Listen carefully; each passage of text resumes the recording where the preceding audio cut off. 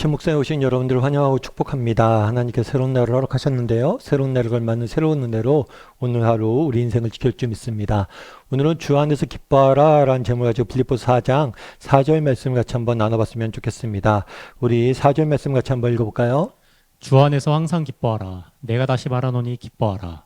예, 기쁨은 빌립보서의 가장 중요한 주제라고 저희가 계속해서 나누고 있습니다. 바울은 계속해서 지속적으로 기뻐하라라고 말하고 있죠. 그러면서 바울은 뭐라고 얘기하냐면 항상 기뻐하라라고 이야기합니다. 어떻게 하면 우리가 항상 기뻐할 수 있을까요? 그것은 변하는 것이 아니라 변하지 않는 것에 우리가 초점을 맞출 필요가 있어요. 우리가 변하는 것에 의지하다 보면 우리의 기쁨은 늘 사라지게 됩니다. 그래서 변하지 않는 하나님의 사랑에 정말 하나님의 관계에 우리가 보다 초점을 맞출 때 우리는 기쁨을 잃지 않을 수 있습니다.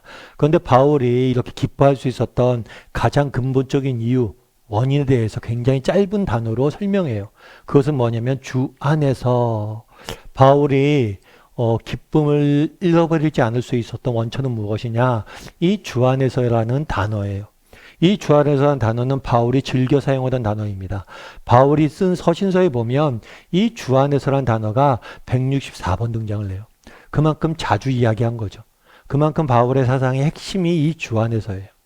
사실 바울은 늘 하나님과 가까이 하고자 노력했던 사람이에요. 다르게 말하면 하나님 안에 존재하려고 노력했던 사람이에요.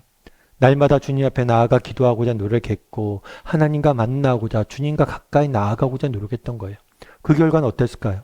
정말 날마다 하나님 앞에 가까이 나가려고 노력했고 그 결과 하나님이 주시는 은혜를 날마다 맛보았고 하나님이 주시는 은혜로 하나님이 주시는 기쁨을 누릴 수 있었던 거예요.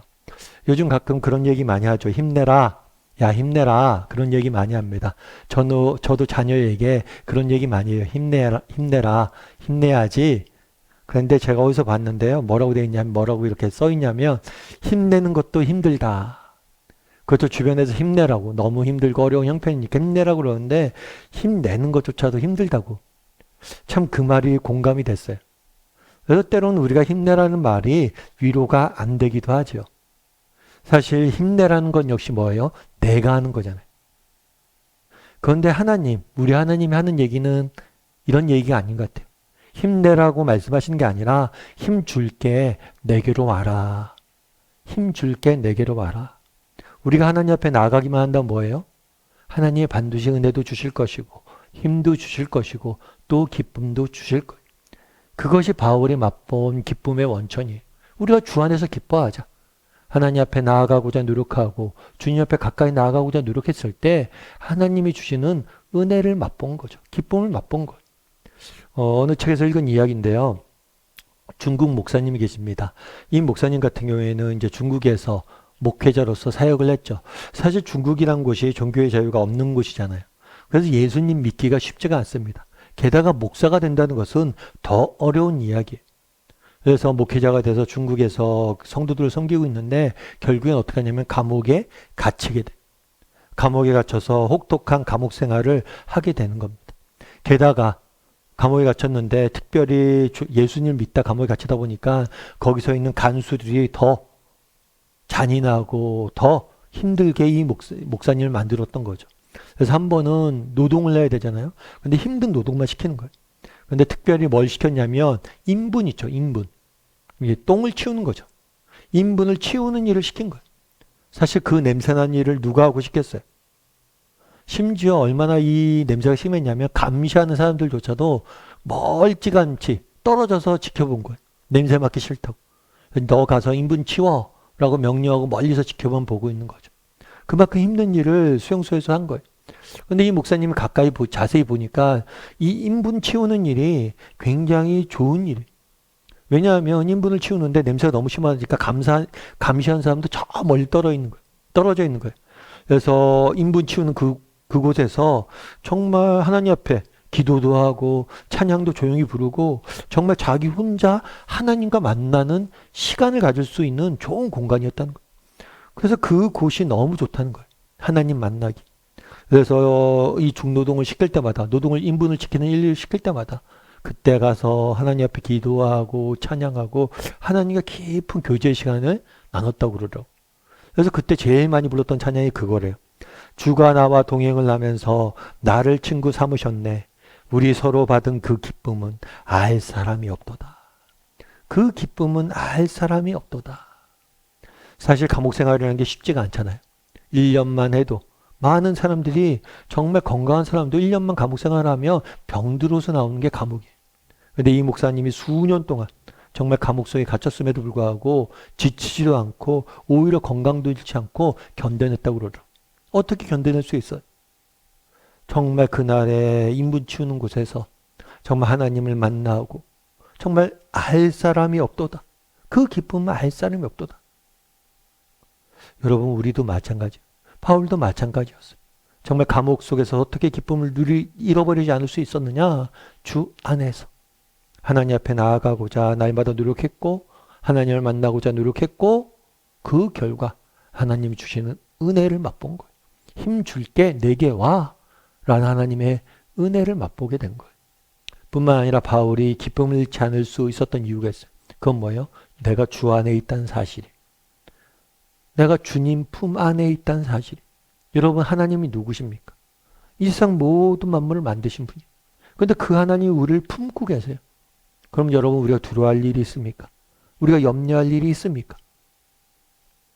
정말 우리가 주 안에 있다. 하나님 품 안에 있다. 하나님의 선하신 손길이 내 인생을 붙잡고 있다. 이 사실을 확신한다면 우리가 슬퍼할 이유가 없어요. 우리 삶 가운데 기쁨이 넘쳐날 수밖에 없어요. 왜요? 때론 힘들고 어렵죠. 때론 지치고 넘어지죠. 앞이 캄캄하죠. 하지만 하나님이 우리를 붙잡고 계시잖아요. 하나님의 선한 손길로 우리를 붙잡고 계시고 때가 되면 하나님의 선한 계획이 나타날 거잖아요. 버마에 어떤 선교사님이 미국 분이신데 버마에 가서 오랫동안 선교 사역을 했다고 그러더라고요. 그래서 수년 동안 젊은 때부터 버마를 위해서 헌신해서 그곳에 가서 정말 낯선 이국 땅에 가서 평생을 헌신한 거예요. 사실 여러분 우리가 뭐 어디 가서 선교하는 게 쉽겠습니까? 정말 게다가 버마는 그 당시에 종교적 자유가 없었어요. 그러니까 정말 종교적 탄압도 심하고 기독교 복음 전하는 게 쉽지가 않아요. 그런 땅에 가서 여러분 무슬림 땅에 가서 복음을 전하기 쉽겠어요? 쉽지 않아요. 그럼에도 그런 땅에 가서 복음을 전했습니다. 그런데 복음을 열심히 전하고 사역을 하는데 정말 위험을 무릅쓰고 사역을 하는데 사역의 열매가 없어요. 수년 동안 사역을 했는데 정말 예수님을 믿고 받아들이는 사람이 전혀 없는 거예요. 지치죠. 힘들죠. 근데 어느 날 갑자기 감옥에까지 갇히게 됐어요. 그래서 감옥에 갇혀서 오랫동안 그곳에서 지내야만 됐죠. 정말 여러분이라면 어떻겠어요? 정말 자신의 젊음을 버리고 인생을 버리고 정말 모든 것을 버리고 헌신했는데 사역의 열매도 없고 감옥에 갇히고 회의가 될 수 있겠죠. 근데 재밌는 거 아무튼 이렇게 감옥 생활이 끝나고 풀려났어요. 풀려났는데 그 다음부터 이상하게도 사람들이 자기의 말에 귀 기울이는 거예요. 이상하게 그 다음부터 사역의 열매들이 나타나는 거예요. 조금씩 사람들이 복음을 받아들이고 변화가 되는 거예요. 도대체 왜 그런가? 왜 그런가 했더니만 결국에 근본적인 변화는 뭐였냐면 메시지가 아니었어요. 자기가 감옥에 갇히기 전이나 감옥에 갇힌 다음이나 똑같은 메시지를 전했어요. 그럼 왜 이렇게 변화가 일어났냐? 자신의 발목에 난 상처 때문에 그렇다고 그래요. 여러분 감옥에 갇히다 보니까 발에 수갑을 채워뒀던 거예요. 수갑을 채워두다 보니까 발에 자국이 남은 거예요. 수갑 자국이.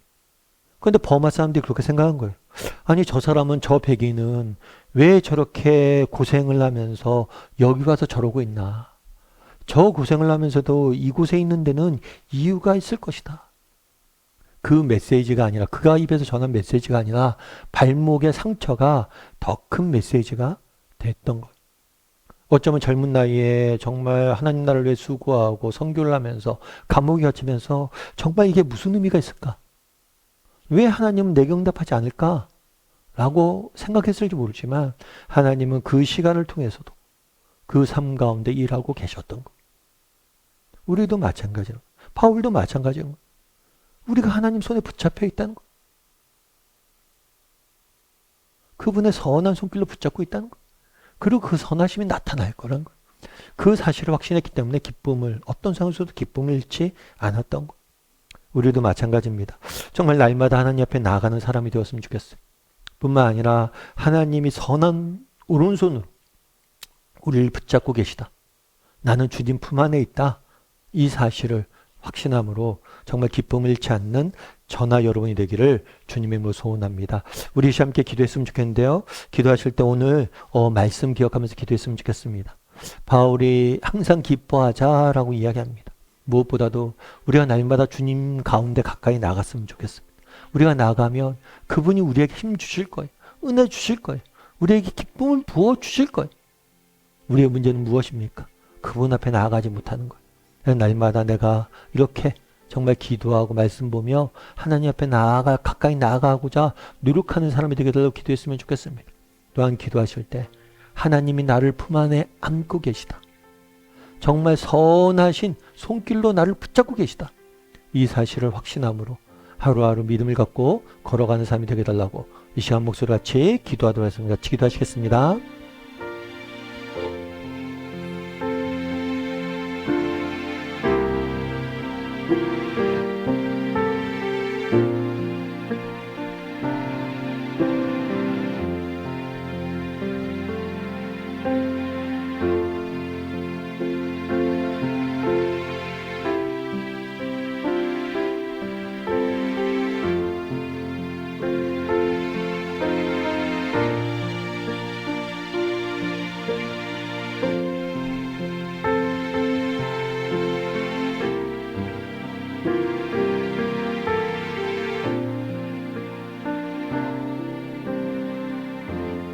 사랑의 하나님, 그날의 바울이 주 안에서 기뻐하라 라고 이야기합니다.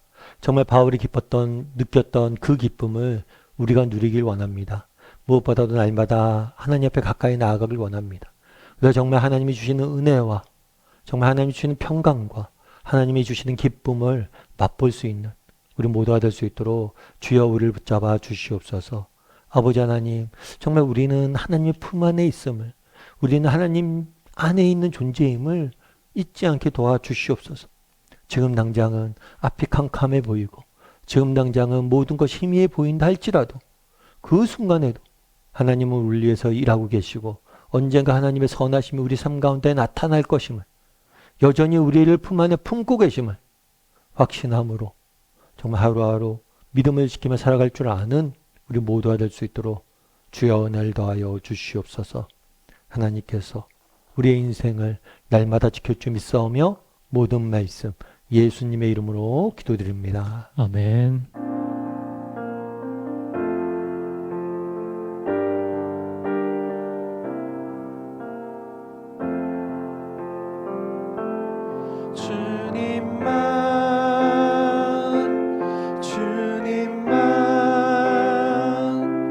주님만 사랑하리.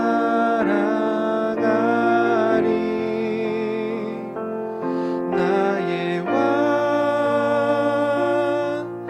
나의 주님, 주님을 더욱 알기 원해. 나 주님께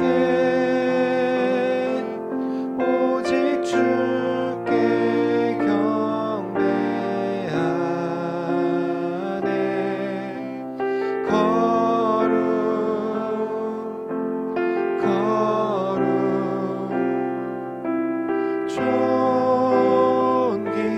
존귀하신 주 사랑합니다.